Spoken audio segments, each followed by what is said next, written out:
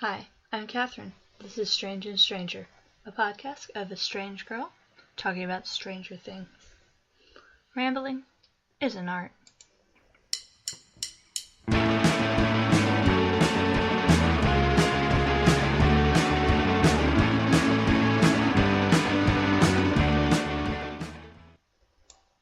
Welcome to today's podcast. It's 12:42 a.m. on the 19th of May, because my life doesn't really work in 9 to 5 scenarios anymore. And so, yeah, been thinking about it a lot today, so I thought I might talk about it and see how I feel after I talk about it. So I went to see a rheumatologist, and he's given me the diagnosis of fibromyalgia. So that's fibromyalgia, chronic fatigue, POTS, which just Google it, it's way too difficult to explain, irritable bowel syndrome, parasomnias of the REM sleep disorder kind. I think those are the main ones. Basically, what the doctors have been telling me is that it all relates to this central sensitization that occurs, where your body does not recognize pain triggers and postural triggers the way it should, and so the smallest little tick will trigger a huge response by your body, which is starting to become slightly amusing. I won't lie. I went to my doctor, my GP, and he laughed. He laughed. He goes, "Your life is ridiculous," and I'm starting to agree with him. My life is ridiculous. The things that happen to me sound fanciful, and now I'm starting to understand why my father thought I was a hypochondriac, and can be forgiven for thinking that I was a hypochondriac, because, every time I got a cold, it turned into pneumonia, or sinusitis, or tonsillitis. They're looking at taking my tonsils out later this year. Every time I get a little jarring, it turns into this huge nightmare. And yes, I'm a very dramatic person. So I guess I kind of always assumed that was a bit of it, and that I was playing it up. So I tried to harden up and do my part or whatnot, but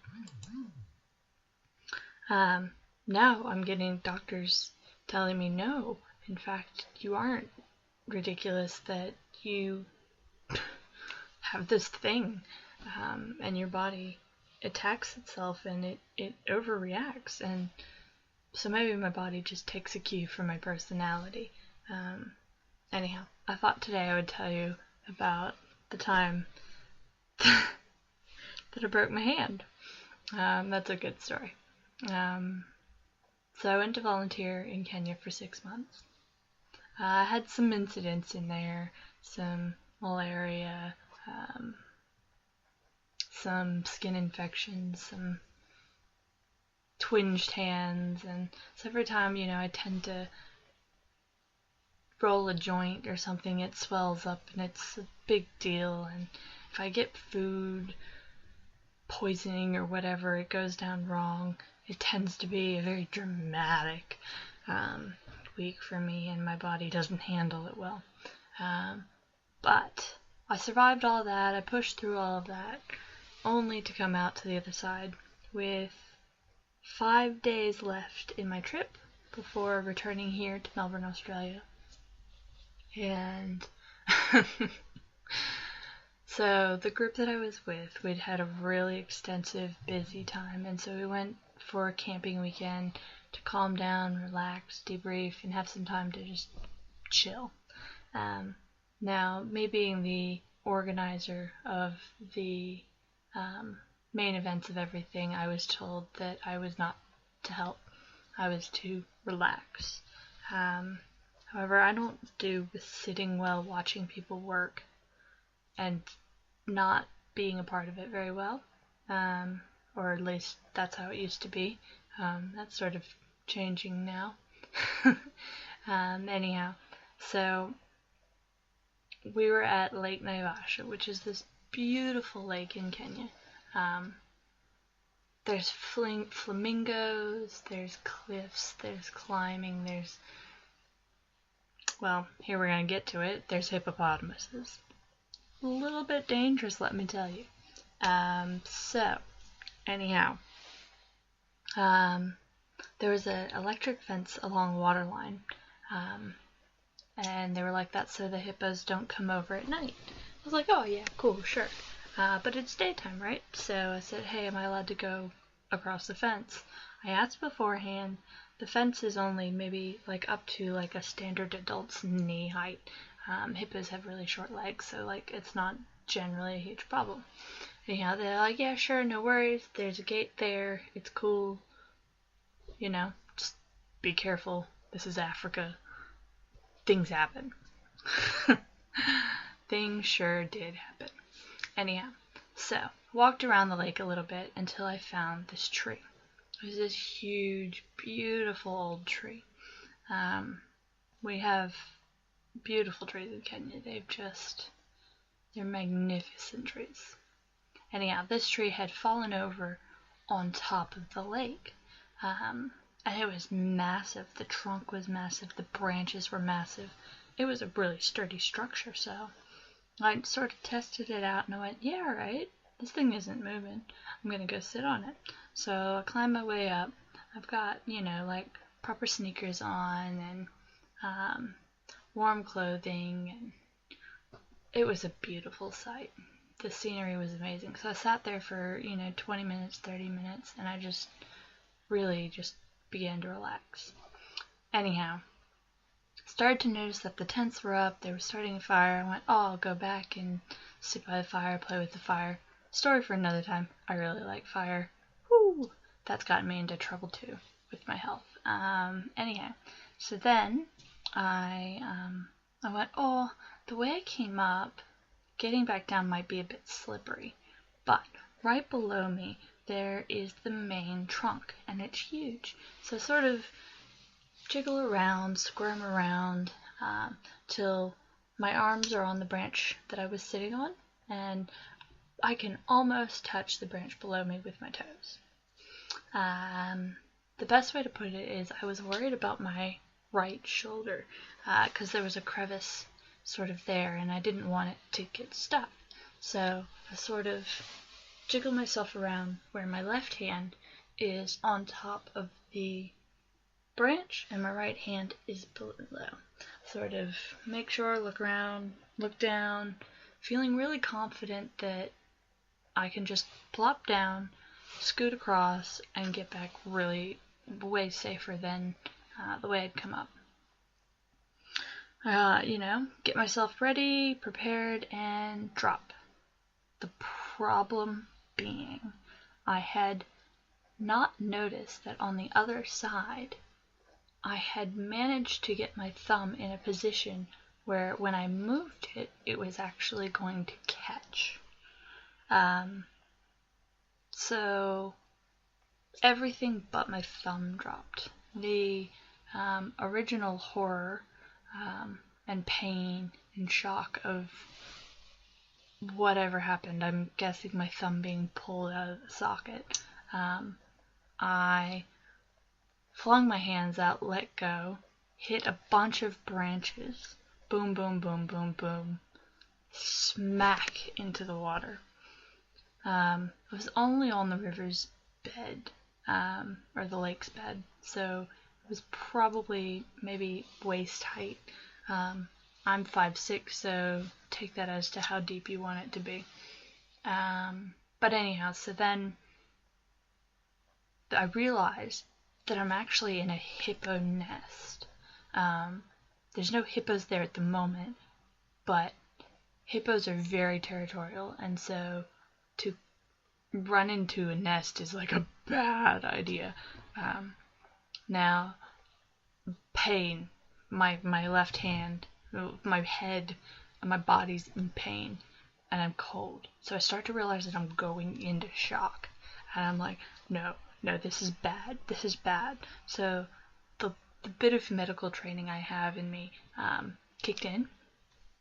I go, okay, what do I need to do? I need to get out of the water, I need to get out of my wet clothes, I need to get warm, and I need to hydrate. So I walk out of the water and I get to this electric fence. And some part of my brain recognizes that electricity and water together is a bad idea. But my whole body aches at this point. And remember, I said this fence is really tiny, like to my knees. But my brain can't process, and my brain is going, how do I get over this fence? This fence is going to electrocute me. I can't. Oh no. Eventually, I was in jeans, so it wasn't a great, sort of pull myself over the fence very, very cautiously. Spoiler alert, the fence only gets turned on at night. I was not told that information. But anyhow, so yeah. I go ahead for the car. I grab my bag that I have my clothes in. I can't use my left hand at this point. My head is searing with pain. Throw the bag over my shoulder and walk up to the latrines to try and change. And I'm pulling off sopping wet clothes with my right hand and, trying to avoid my left hand, which is swelling up so big at this point, and the pain is becoming unbearable. Needless to say, I managed to get some dry clothes on, get by the fire, get somebody to get a first aid kit, and I wrapped my hand up in an ace bandage, thinking that maybe I'd just pop my hand out. Took some Panadol. Gory story. Later, I did not do the smart thing. I had a friend trying to pop it back in because I thought it was just popped out. Turns out I had a Bennett's fracture of my thumb and 3 broken metacarpals, which we found out 2 days later when we got back to the city, where we were able to get it x-rayed. I then did not take medical advice. I had them put a cast on it to immobilize it, and I flew home to Melbourne, Australia without painkillers. I will say that I don't recommend that, like, in any capacity. It was a horrifying plane trip. Horrifying. So, yeah, that happened. So then I had to, so I got back to the airport in Melbourne. Thankfully, I was able to book in and say, look, I've had an injury, and the Qatar Airlines were brilliant. I cannot highly recommend them more. They helped me out so much. I wouldn't have gotten home if it wasn't for them. But so I basically had my parents drive me to the hospital, where they said, oh, we can't really see much, we'll send you to plastics. They accidentally, so that was Saturday night, instead of booking me in for the Monday morning, they accidentally booked me in for a Monday week. So that was a whole nother week. So by the time a plastic surgeon saw me, I had a 16-day-old Bennett's fracture, which he was just appalled at. So long story short, crazy injuries. They happen. Anyhow. Because, that's what's up.